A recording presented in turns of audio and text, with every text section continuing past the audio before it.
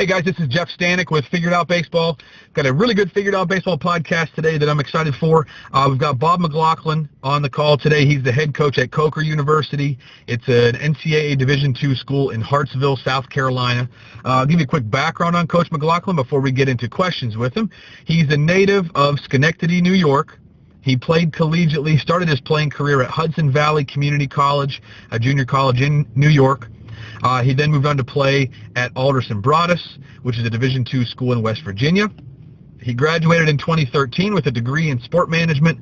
The summer of 2013, after he graduated, he played 1 year of independent ball and then got into his coaching career. The spring of 2014, he was a volunteer coach at Alderson Broaddus, his alma mater. Then in the springs of 2015 and 2016, he was an assistant coach at Adrian College, an NCAA Division III school in Adrian, Michigan. Then he was hired at Coker, where he is right now. He spent the springs of 2017 through 19 as an assistant coach. During that time, he also served as a strength and conditioning coach. He got his master's degree while at Coker in college athletic administration. Then in November 2019, he was named the interim head coach at Coker College, Coker University, which has since been, they have since dropped the interim tag. He's now just the head coach at Coker. In 2020, the season was obviously cut short, but academically, his guys were able to finish the year, and this is some unbelievable numbers academically and otherwise. He had 23 players named to the conference's commissioner's honor roll, finished with a team GPA of 3.48. The team also ranked third in all of NCAA Division II programs in community service hours. A couple things that, just off the field things that are interesting that we'll probably get into in this podcast. Coach McLaughlin, really appreciate you spending some time on the podcast with us today. Yeah, Jeff, thanks for having me. I'm looking forward to it and love talking baseball, especially during these tough times. So. Yeah, anything you can do to kind of get your hands or your head around some baseball at this time is good for a lot of people, and hopefully these podcasts are serving that purpose as well for people who aren't quite getting their fix of baseball. I like to start with something usually from the bio that stands out, and for you, I kind of would like to start with what we talked about at the end there, or just sort of the end of your bio. Things that Coker student athletes, Coker baseball players are asked to do off the field, or expected to do off the field. And a 3.48 GPA, for one student is pretty impressive. In this case, a team 3.48 GPA is kind of nuts. How'd you end up with that at Coker? Why is that? Do you guys, you've been there the last handful of years, I'm sure a lot of these recruits that are on the team right now are guys that you've recruited. Is that something that you seek out in the recruiting process, or is that just something that you really kind of harp on guys about when they're on campus, the importance of their academics? Just how is it that you guys ended up with such a high GPA as a team? Yeah, I would say that's probably been the highest GPA that we've had as a team since I've been here. It's always good to recruit high academic kids. That definitely helps with throughout the recruiting process and scholarship-wise, what we can do for them as a school. But at the same time, we harp on study table hours throughout the fall and the spring. Obviously, this year being a little bit different, with them going on to online classes in the spring. But definitely proud of the guys and how they do in the classroom and within the community. It's just the thing of staying on the guys. We're a smaller school, and whenever the guys need help, it's pretty easy to get them help within the library. And I don't really do have many rules that we stand by as a team. We just more or less have standards, and one of our standards is you don't miss a class unless you're severely ill or have a really bad migraine or something like that. I try to get into the guys that at least go to class, show up to class, be there, and that helps throughout the process, and obviously helps throughout life after school too. So, can you talk a little bit about the grades coming out of high school, GPA and test scores, and how that correlates into scholarship dollars? You kind of mentioned that, and I know that a lot of schools, some schools will allow you to use athletic and academic aid together, some won't. But can you kind of talk about at Coker just how the scholarship system works and what you're able to do with guys who have good grades? So why that's sort of a target for you for those reasons? Yep. So guys with good grades, our academic packages have a range at Coker from $10,000 to $15,000. Obviously, your high-end student, say 4.0, 28 ACT, is looking more in that $15,000 range. Then probably your average student that's a 3.0, 20 ACT is probably looking in that 10 range. And now, at the same time, it's a sliding scale. So if the guy, gets a 20 at first and, he gets a little bit better grades, they go off of GPA and test scores.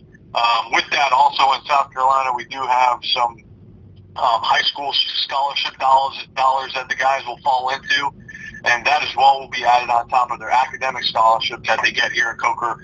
And then also we're able to add on to with athletic money too. So, our guys do a really good job of getting a lot of scholarship dollars up until they get to school and stuff like that. So that helps out a lot. And for us being a smaller school, and when the guys have good academic money, then it's very easy to put on athletic scholarship as well. So. And that just creates an overall package. Your goal there is just to try to make it affordable for families to come there. Yep, without a doubt. There's also some kind of institutional money and some other things that Coker does as well to make it as affordable as possible for the guys.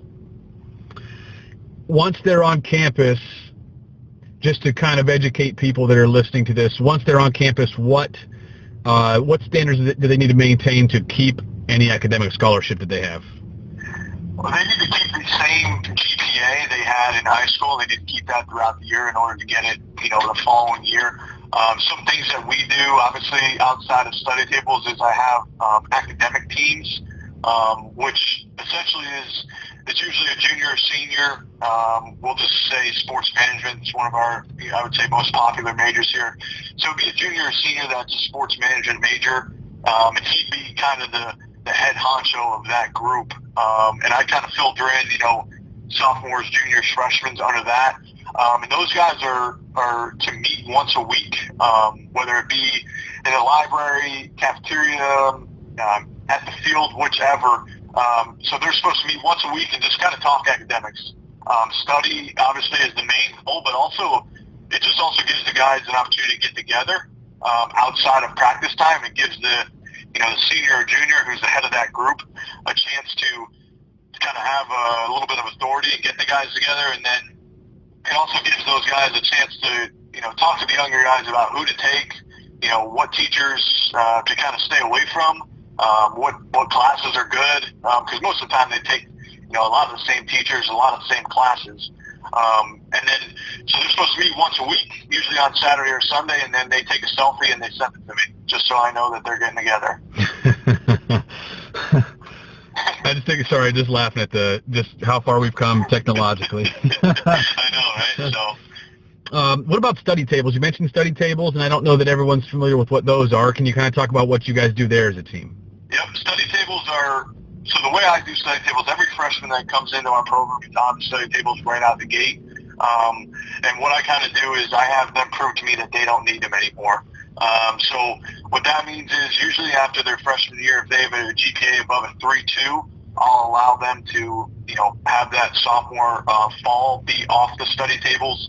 And then they can, if I have to bring them back in and get them back on study tables. But most of the time the guys actually enjoy study tables because they kind of know that that's a specific time for them to study. What it will be is we kind of meet, everyone that has study tables will meet in the library twice a week, usually on Tuesday and Thursday after practice and after dinner, so around 7 o'clock, and I'll have one of my assistants check on the guys and make sure no phones are out, stuff like that, and just make sure the guys are getting ready to study. Now, I'll also allow them to count study tables as well. If they're going to a tutoring center or something like that, I'll allow them to count that towards their study table hours for that week. It will just depend on if the guys needed tutoring. Really, for me, I kind of use the tutoring as like just a buddy system.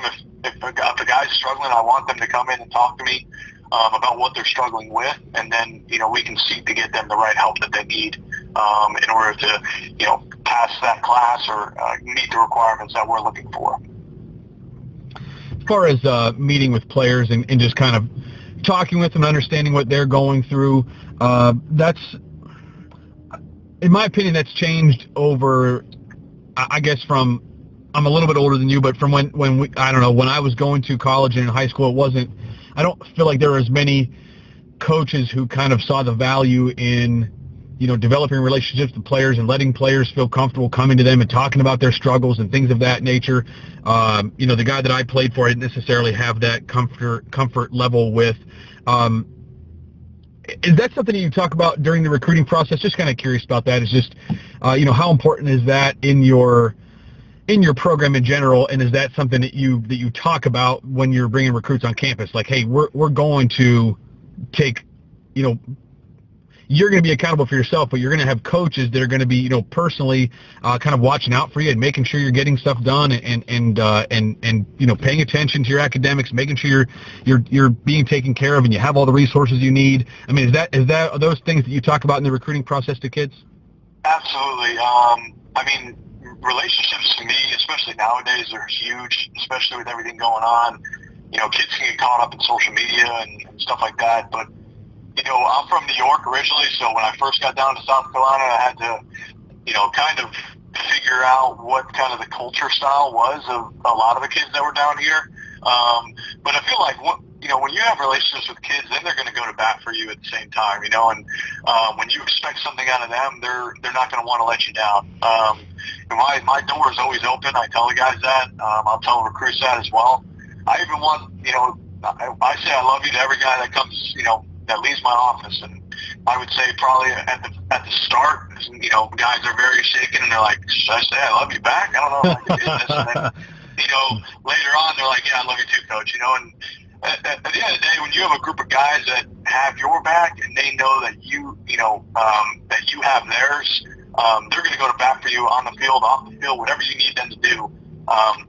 They're going to, respect you that much more, I think. And kids nowadays, sometimes you don't know what's going on in their heads. It could be, at home struggles. It could be stuff that their parents are saying. It could be on the field stuff too that they're struggling with. Whereas there may be a guy that was in a smaller high school and, they were the top dog, and then they get here and they're not so much the top dog anymore. And so they got to kind of come to the realization of kind of what do I have to do to gain that, stature back, I guess you could say. And so a lot of guys, struggle with that at first. And, I just always try to be there for the guys. I always want to be there for the guys. And, even throughout this, quarantine and COVID-19 process, I've made sure that, I kind of read something Monty Lee was like calling all of his football guys. And I was like, dang, well, he's got 90 guys. Why can't I call every guy?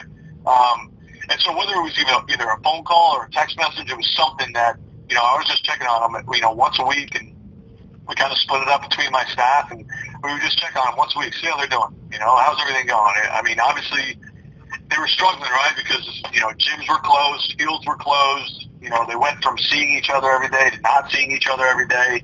I even started something silly as like a post-workout selfie that they would throw in the group chat. Just, something that's, stupid, I would say, but, the guys really enjoyed that because they would, at least they would get a chance to see each other. Now, not everyone did, but the guys that did, they enjoyed it.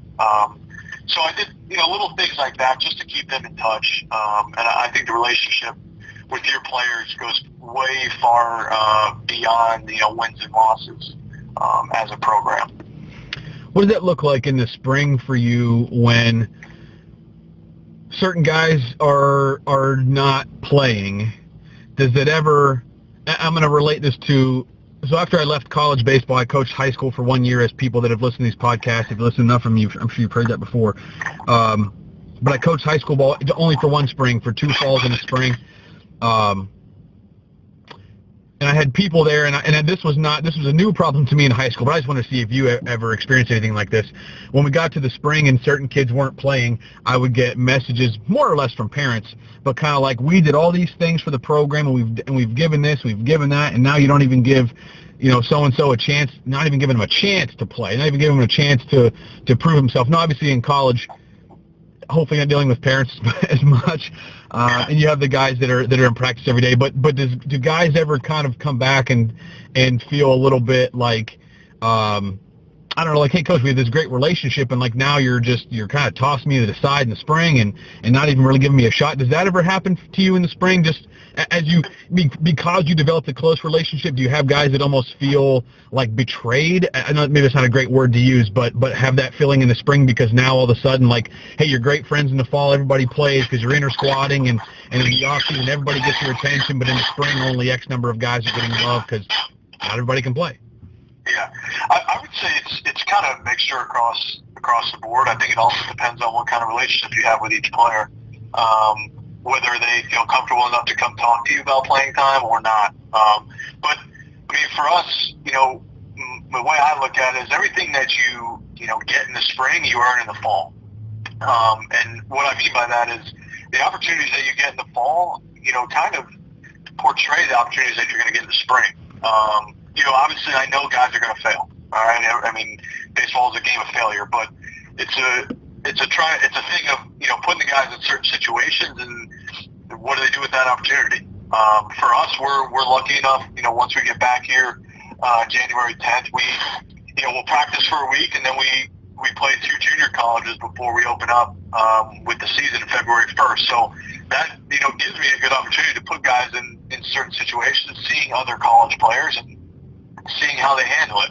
But at the same time is, if you're not playing that day, what type of dugout guy are you? Are you the one that sits at the end of the bench and is just kind of pouting all day, or are you the guy that's, picking each other up? I think some players kind of don't think we see everything, where when you become a head coach or assistant coach, like, you realize a lot of stuff about a lot of people. And, to me, like, if there's a guy that he might be the same, talent-wise as the guy that's on the end of the bench, but this guy's picking him up, I'm probably going to give the guy, picking the guys up, more of an opportunity than the other guy, if that makes sense. But I think it just depends on what relationship you have with the kids. Obviously, there's always going to be guys that are complaining about playing time, without a doubt. That's just kind of the nature of the beast. But my thing is, well, if you're complaining about it, then what are you going to do, to get past that? Are you going to put extra work in at the cage? Are you going to put in extra work at the field? Are you that guy that shows up an hour before practice and gets, 45 minutes of tee work in? Are you a guy that shows up to the field at 8 a.m. and hits in the cage and before your classes or something like that? We see everything. We're here all the time. So I think it's just a matter of what players want to put into it. And, you're kind of at that day and age now where stuff is kind of handed to guys. And my thing is you earn what you get. Whatever you put into it. I was a player. I wasn't the best player in the country, but, I worked for what I was able to do, and those are the type of guys that I want to recruit too. Guys that want to work hard, that want to be at the field every day, and bring the energy and want to compete. Those are kind of 3 things that I really look for in the recruiting process as well. Yeah, it's interesting to see what happens with guys when they feel like they've put in a lot of work, and then the spring comes and they're not getting many opportunities, and they realize that they're not.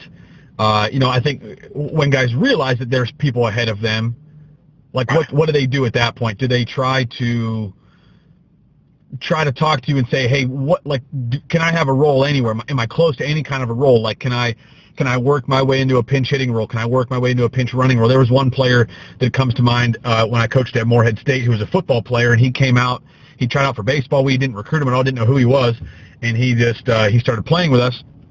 In his first year, he didn't really have much expectation, but he came back a second year, which was his senior year of college, and he was a slot receiver and could really run, and he was a pretty good outfielder, but he didn't really hit. He didn't really hit enough to play, but he could have been in like an every game type of pinch runner, which I realize is not real exciting for people, but like I kind of had a conversation with him at some point and said, like, hey, you have a chance to score like the tying or winning run, or like just a big run in a game a lot throughout the season. Like, we're going to play a lot of close games, and you have a chance to, we have a lot of guys that don't run real well. You've got a chance to have to be on the guy on the bases in really big situations, but you're not necessarily working that hard at it. And to do that, like, you also have to then play defense, but you're not, like, you're kind of slacking off on defense a little bit instead of trying to make yourself like a really good outfielder. You're not putting in that much effort out there, like during BP, during drills, and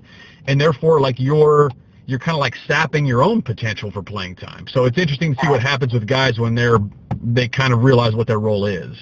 But the other thing is too, like, guys can say they work hard, right? You and I can say we work hard, but what are you getting out of it, right? So this guy could be working really hard in the weight room, but is it turning over to the field? Like a lot of kids nowadays, I feel like well, I'm working hard, so why am I not in the game? Like, are you doing the right work? Are you working on the right things? I think that's a big thing. I've had some guys come up to me like, Coach, what can I do to get in? And it's like, you got to make the most of your opportunities, but you also have to work hard at the things that you're not very good at in order to get those opportunities. Or are you a guy that struggles with the breaking ball? Well, if so, then get in the cage and turn the machine on and just hit breaking balls. I think it's a matter of honing in on the right work in order for what goal you're trying to reach is a big part of it too. Do you guys do any sort of things with the team where you have guys self-evaluate or you have guys peer evaluate maybe after the fall, kind of going into the spring? Do you do anything like that with your team? Most of the time I usually just ask the guys, how they did in the fall, and I'll have a meeting with them, after all fall balls is said and done, and, I have all their stats and everything. I keep all the stats for the fall, and I'll kind of tell them how they are, and then I'll also ask them at that time to kind of ask who they think the leaders are. Who would you pick? Say top 3 guys are the leaders of the program, which I've actually gone away from. I'm going to try and do something new this year called the Leadership Council. I got this from one of my buddies up in Ohio. And basically, essentially, it's 2 guys per each class that the guys will vote on after the first 2 weeks of practice. And with that, it will be a council that, everybody else on the team can go to with, any problems, good, bad, ugly, how the team's feeling, how the practice is going, anything going on. And then I'll meet with that council bi-weekly as well. And we'll just kind of talk about, what they're hearing and, what I can kind of get across to them and what to say to those guys, and just so we're all on the same page. But I've never really, I don't try and do too much self-evaluation for the guys just because it can get a little sticky sometimes, you know what I'm saying? Yes, absolutely. What about like individual goals? Do you guys talk about goals as teams? I'm interested to hear this because I think there's a lot of different takes on goals, and I think that teams that don't do it, that's intentional, and teams that do it, obviously that's intentional. Kind of curious as to what your take is on personal goals, team goals, and whether that's and just I guess sort of how you just what your thought process is on that. Yep. Yeah. So we definitely talk about team goals. When I first got to Coker, I'll be honest, we weren't very good. There's definitely been success here. They went to the World Series in 2013. But it's just a matter of getting the right guys into the program and working towards that common goal. So, for me, obviously everybody wants to win a conference championship, but I also believe that there are certain steps in order to get to that goal, right? So I try to have, before the spring opens up, I try to have our goals kind of already set to where, and it's almost SMART goals, right? I mean, they're small but attainable, and just to give them kind of hope. This past spring, the goals kind of went away. Not really went away, but there were still goals we were achieving. But I started going week by week, and I would say, all right, we got 4 games this week. What do we want to do? And say maybe we lost on Tuesday. It's like, all right, well, we still got 3 to play. So are we going to finish 500? Or are we going to finish below 500, or are we going to finish, winning above 500? And so I started going a little bit smaller that way because they had a goal of, winning, say, 30 games, which is not easy to do. And I said, all right, well, how are you going to get there? And they're saying, well, don't get swept in a conference series. Okay, that's great. But again, there's steps to that goal, right? There's certain things that have to take place in order to accomplish that goal. So it's just almost trying to have the guys realize the smaller goal to reach the bigger goal, if that makes sense. It does. How do you feel about individual goals and like number type of goals? Like I want to hit 300. I want to have, I want to win this many games on the mound. I want to have an ERA, below 3. Are you in favor of those types of things, or do you think that those can end up being counterproductive for guys? I think think if you're an individual and you have goals, like I think setting those goals for yourself are great. Do I necessarily think you need to tell a team what your goals are? I don't think so, because at the end of the day, it's a team sport. Baseball, there's 9 guys playing. It's not just one guy's going to hit 9 home runs, So I think if you wanted to set a personal goal yourself and kind of have that in your mind of what you're looking to achieve, then by all means have that goal. And I sometimes in recent years we've asked them what their goals are, but the goals are always astronomical. It's like I want an ERA of below 1. Well, yeah, everybody wants an ERA below 1. I want to hit 330 with 10 jacks. Like, yeah, of course everyone wants that, but are they real attainable goals, right? And that's what I try to preach to the guys is the goals have to be attainable. You don't want to set some so high, and then mid-season you're pressing like, oh, I only have 2 jacks and my goal was 10. And then you're pressing.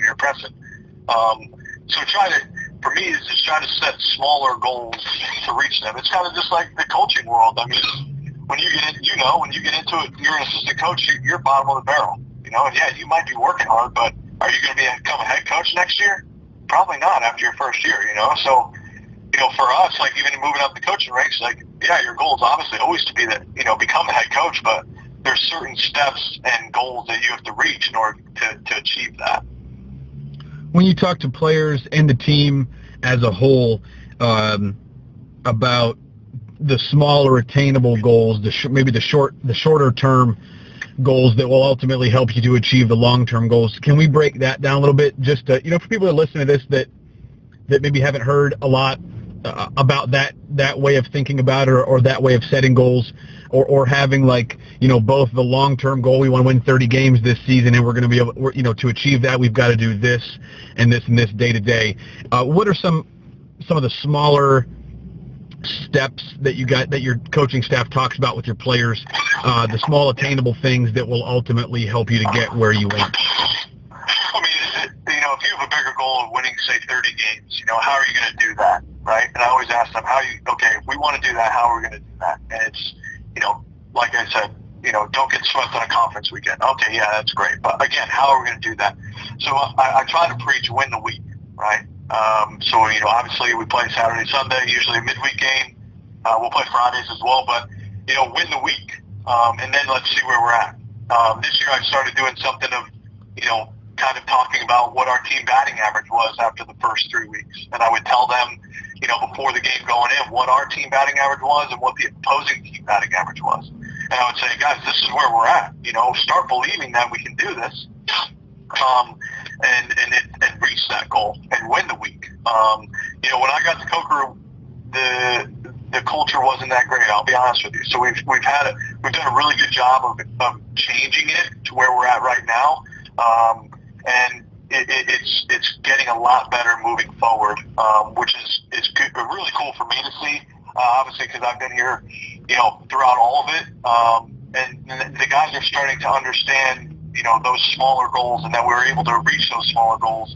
But like I said, you have to start small before you aim big, if that makes sense. I just really believe in that, because our conference is really good. Our South Atlantic Conference down here is really good, and we have 3 to 4 teams in our conference every year that's going to go to a regional, and so we're competing against those guys. So are we going to all of a sudden flip the switch and run the show this one season? It's a little tougher to do that down here. So that's why it's almost, for me, is I try to explain to them the smaller oriented goals to reach that bigger goal. Obviously, at the end of our day, conference championship is definitely our biggest goal, obviously. But how are you going to get there? It's kind of what I try to preach to the guys. Yeah, the day-to-day stuff that guys that you need to keep them focused on is hard to do at some times, and especially when guys have their individual goals and they want to achieve certain things. I know that I've been in situations where guys start to press, like you mentioned, they start to press partway through the year because they have these individual goals, and they started the year off pretty slow, and now it's looking like, you feel like you have to get 3 hits every day, or you have to go through a shutout today, 7 shutout innings for you to kind of get closer to where your goal is. And that, different coaches feel different ways about those things. So I was just kind of curious to know, where you stood on the goals part of it. For sure. Sort of along the day-to-day type of stuff. Can you kind of talk a little bit about what just day-to-day life is like as a Division II athlete? Again, people that are listening to this, I'm sure that there are high school players, high school coaches, parents of high school players. If we were to try to give an accurate picture of what college life is like, when a guy sets foot on campus, can you kind of talk about what a typical day involves and just what guys can expect once they get on a college campus? Because I'm sure what your guys' experience is pretty similar to what a lot of college athletes experience. Yep, yeah, for sure. I mean, obviously it's getting used to time management, right? They don't have, the support system that they do at home. But to take you through a day in the fall, we start out with individual hours, so that's 8 hours a week that NCAA gives us, and that will be split up between weightlifting, and then defensively, offensively, and pitching. So say it's a position guy, our hitting days are Monday, Wednesday, Friday. They'll hit for 45 minutes that day. And then our defensive work is usually Tuesday, Thursday. We're also lifting on Tuesday, Thursday, and Friday, so that will be in the morning. And then their kind of defensive and base running sections will be later in the afternoon, little smaller group settings. And that will pretty much run us to the fall. Then obviously once we get into our fall practice, our window of fall practice that NCAA gives us, we'll get into, a day in the life on, say, a Thursday, or we're getting ready for an inter-squad. So, again, you're lifting Thursday morning, and then once you're done with class, you're heading out to the field and getting ready for the inter-squad. Then once you get to the spring, it's pretty similar. It's just now you're adding games. So, if it's a Friday and we're playing at home, the guys are getting out of class at, say 11 o'clock, getting to the field at 12 o'clock for BP. And then we're, taking IO at around 2 o'clock, and the game's starting at 3. And then obviously the next day we got 2 games, and you're back at it 9 o'clock again on Saturday and getting ready for BP, IO, all that, and getting ready to roll for another 2 games. So hopefully that kind of, I know it's kind of quick and short-winded, but hopefully that kind of explains, it's just a matter of gaining your time management skills, whether we're in individual hours, team practice. Usually we practice around 3:30 every day, and we'll kind of get after it. I'm not really a big fan of staying out there for 3 hours. I think as a coaching staff, we have, certain goals that we want to accomplish throughout practice, that specific day, and we'll talk about that as a group, in the morning, and then, in the afternoon we'll go out and execute it. The time management part of it, I think, is probably the biggest shock to a lot of guys when they first get on campus, because, I think it's a case of a lot of guys that there's a lot more demanded of them in college, especially on the academic side. There's more reading, there's more studying, there's more homework, and then you have all the stuff you're doing for your team as well. For a freshman to figure that out, I think that's when freshmen really take the jump. A lot of times is not necessarily that they become this. They take a huge jump on the field. Sometimes they do, but a lot of times it's like they finally just sort of get things in order and feel like they have a handle on things, and they're not so much overwhelmed anymore. How long does that typically take your guys? Does that happen sometime in the fall for your guys, or does it take a full year for them to really kind of get their feet under them? I think it depends on the kid and where they're from and their background. I'm from New York originally, so I like to try and get some guys from New York down here, but some kids from South Carolina, they might know some student athletes here already, or other students, so that kind of helps with the acclimation of things.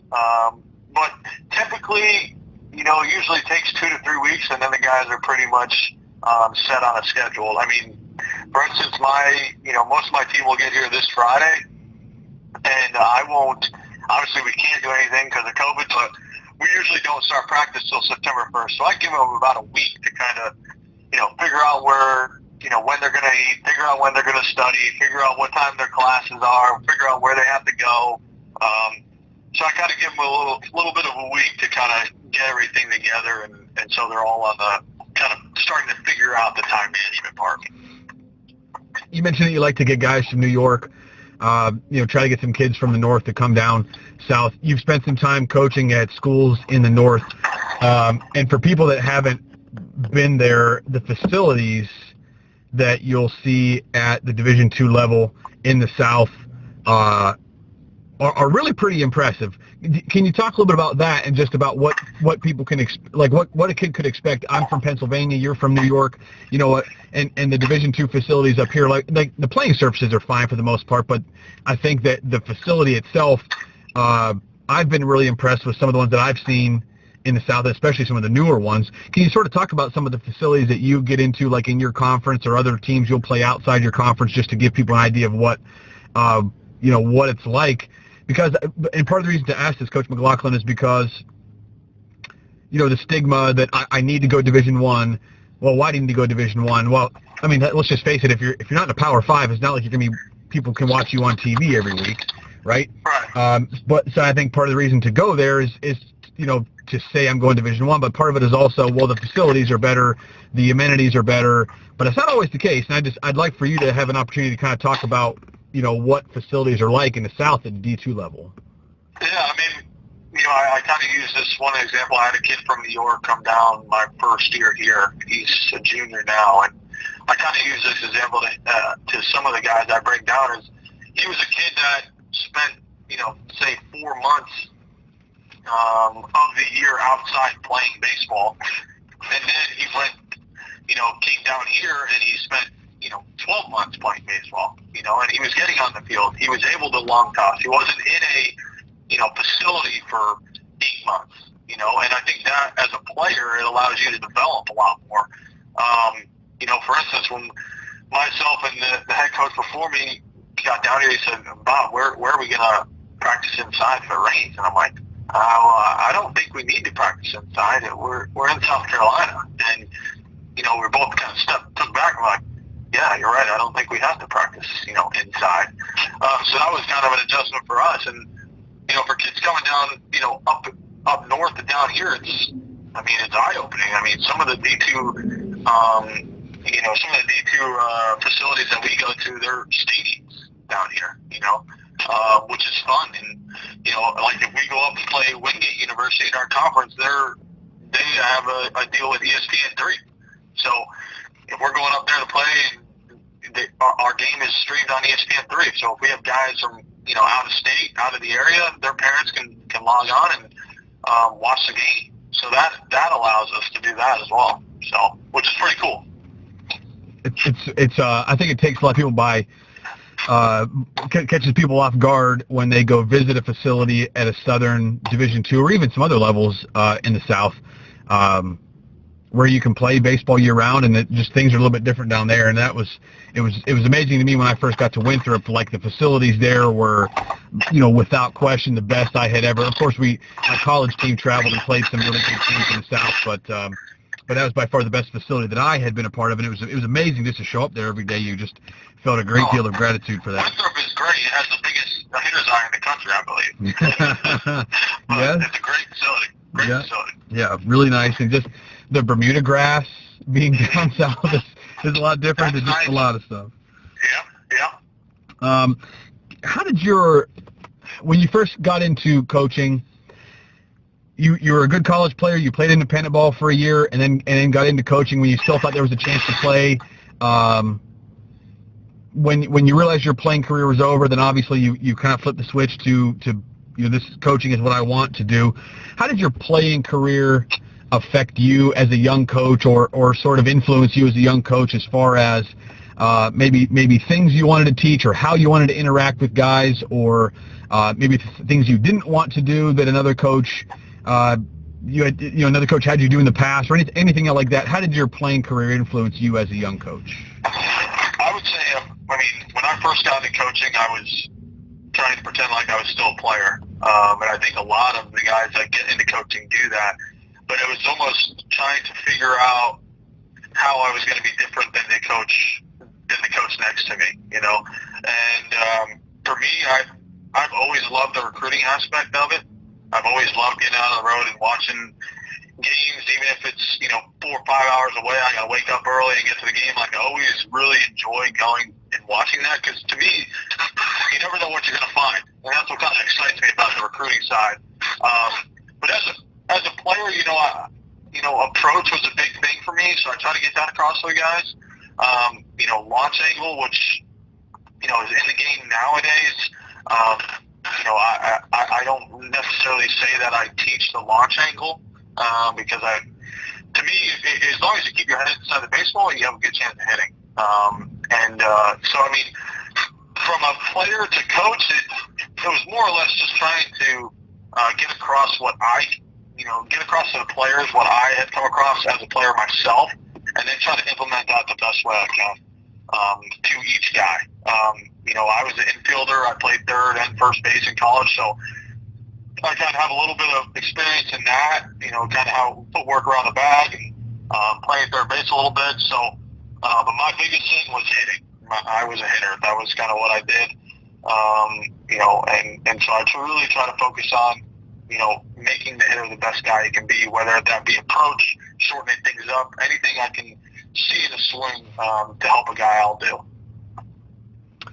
If you don't mind getting into this, it's a bit of a controversial thing in social media at this point. There's the crowd that advocates that the swing is the thing. Without the perfect swing, you're not going to hit high-level pitching, and especially as you move up levels, and other coaches feel differently. I know Figured Out Baseball ran a poll recently to try to find what coaches thought was the most important thing to being a really good hitter. Now, for you as a former good hitter and a guy that coaches hitters and likes to coach hitters, I just want to as honest of an answer as you can give. How important is it that someone has an ideal swing for your level? And let's just before we even get into that, Division II pitching, I don't want people to get the wrong idea. Division II pitching, you guys see, arms that are 90 plus on the weekend. You're going to see draft picks throughout the year. It's not like you're seeing a bunch of low level arms. Like Division II baseball in your conference in South Carolina especially is, and a lot of other parts around the country too, it's great baseball. How important is it for guys at your level to have the ideal mechanical swing? How much is that a part of being a good hitter for you? It's definitely important, without a doubt. And whether they're, a launch angle guy or not, it doesn't really bother me, but they have to have an approach, I think. The biggest thing you see with young guys coming up is, that high school arm that was, maybe 88 to 90, they're not just throwing fastballs right down the middle anymore. They got 2 or 3 more pitches that they can use against you. And I think just knowing yourself as a hitter, what pitch is gonna make me successful? How are they pitching me? What part of the lineup am I hitting in?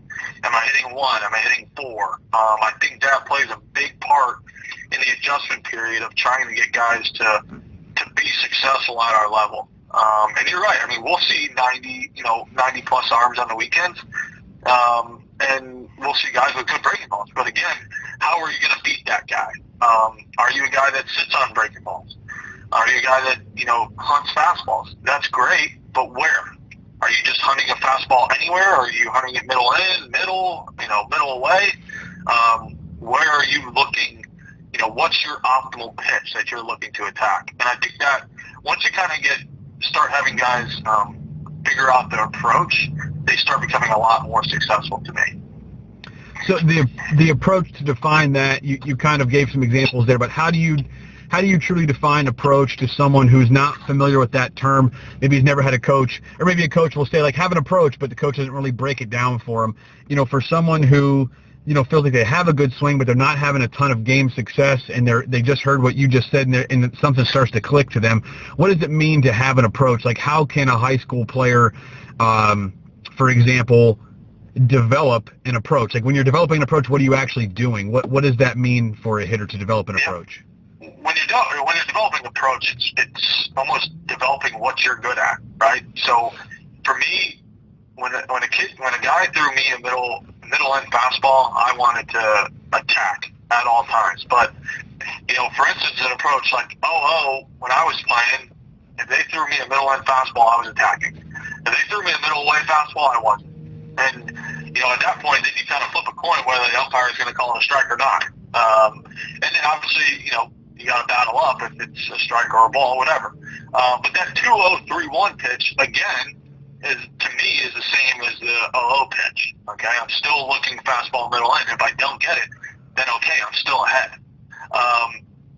But another big thing with me for approach is I know a lot of guys talk two-strike approach and spread out and with the feet and stuff like that.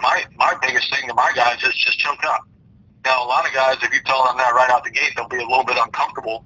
But to me, it allows them to have the back control to recognize fastball or recognize breaking ball and still be able to keep your hands back and drive it to the opposite side. So approach is just trying to find what you're good at, and then when you're hitting, what you want to look for. That's kind of and for me, like I hit 4 in college, so I was most of the time getting a lot of breaking balls, and I would maybe get one mistake per at bat, and to me, to be successful in that situation is just don't miss the mistake, but be in the at bat long enough to get that mistake. That would I guess that would quantify my approach. So it's really just a lot about figuring out how you can be successful, either like as an individual. What pitches do I have the most success with? But also situationally, things can change. But basically, it's going to the plate with a plan, as opposed to just going up there and hacking or finding yourself down 0-2 really quick, and then you get a breaking ball in the dirt. You swing at it. Next thing, then you go back to the dugout and say, like, what just happened right there? Right, exactly. And trying to get the guys to think about an approach. It's not just going up there and swinging. Everybody can do that. But what pitches am I most successful with, and what pitches am I going to hunt? Obviously, if you're down 0-2, well, you better battle up and choke up and do what you can. But, for me, approach is I think, one of the more important things. Does being ready to hunt the pitch, does that mean sitting on a pitch? Does that mean or guessing a pitch, or does that mean anticipating but being able to react to something different? How do you exactly define that? And I just, I would like to get into this a little bit for people, again, who aren't just familiar with these terms or want to kind of take their offensive approach to the next level. So when you, early in the count or you're ahead in the count and you're hunting fastball, does that equate to guessing, or does that just mean that you're going to anticipate it so that if you get it, you're not surprised by it? Like, how do you actually define bring ready to hunt? Exactly. It's more or less, I'm sitting fastball and adjusting to off speed, right? So for me, like middle end fastball, and then if I'm down in the count, then I'm going to still sit fastball, kind of anywhere in the strike zone, but I still want to be able to, recognize breaking ball early and still be able to hit that. So when you're saying, approach, and when you're saying hunt a pitch, like that's great, but what pitch are you hunting? Because if you just say I'm hunting a fastball, that could be anywhere. You see fastball at your letters like, oh, I'm hunting fastball, I'm going to swing. But I think if you kind of hone in on your zone and what, and every kid, has a pitch that they love, and then hone in on that when you're 0-0, 2-0, 3-1, hone in on that pitch. And if you don't get it, that's fine, move on, and work the count. I think hopefully that answers your question. Yeah, absolutely. That stuff. And do you have conversations with guys sometimes as well when they get a good result without the good approach? Because I've just found in the past from having that conversation with guys that they have a hard time looking past the result. But do you get into that with your guys as well? Like, hey, I know you got a hit there, but you swung at a breaking ball in the dirt and kind of got lucky and hit it off the barrel and hit it in a spot where they weren't. You do, but that's not going to work for you long term. Do you have those conversations with guys, or do you kind of wait for a situation, I guess, when they're failing before you kind of have a conversation like, hey, we need to tighten this up?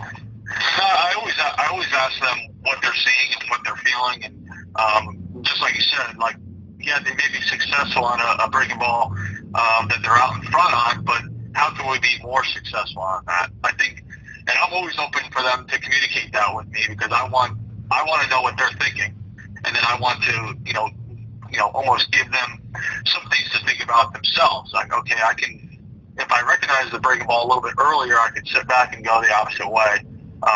Or, vice versa, if it's a breaking ball in, I can still sit back, keep my hands in, and turn on it. So obviously I always want them to speak and communicate with me whenever, whether they're successful and or failing. I want them to be, talking to me about what they're seeing in their back, because most of the time, if you're in a conference long enough, there's going to be a scouting report on you. So it's going to be a matter of how are you going to adjust when they find out maybe you can't hit a breaking ball in? How are you going to adjust to that? Is that something we're going to work more on the cage? But I want the guys to be able to have that open line of communication with me as well, so we can attack what they need to be successful. And a lot of times having a conversation with guys and just making them verbalize things can sometimes just help to for them to define an approach that works for them, and by talking through it, maybe realize that either this is working or this isn't working or whatever it may be. But I think by forcing guys to verbalize it, you end up getting a little bit more depth from them as well, that maybe they hadn't thought of that deeply before to realize what's going to be successful with them and what's not. Right. You also allow them to think more, right? When you ask them questions, then they are thinking and almost coming back at you with something maybe you didn't even think about. So I think it's always good to have that open line. There's one of my players right now is up in New York playing, and he's communicating with me about each at bat. And yeah, he might not be successful on every at bat, but he's telling me, oh, it was a breaking ball, I missed the breaking ball, or it was 0-2 and I battled, and then I swung at a breaking ball I shouldn't have, or I just missed a breaking ball, or something like that. But they're always communicating with me on what they're seeing and what they're trying to work on. That's awesome. This is Bob McLaughlin, everybody. He's the head coach at Coker University in Hartsville, South Carolina, Division II school down there. Coach, this has been great, really enjoyable. We got into a lot of stuff that I think will be very useful to people, and just appreciate your time very much on the podcast today. Yeah, Jeff, thanks for having me. I love talking baseball, so anytime you want to get on, just let me know. Sounds great. Thanks again, Coach, and good luck to you. Thank you.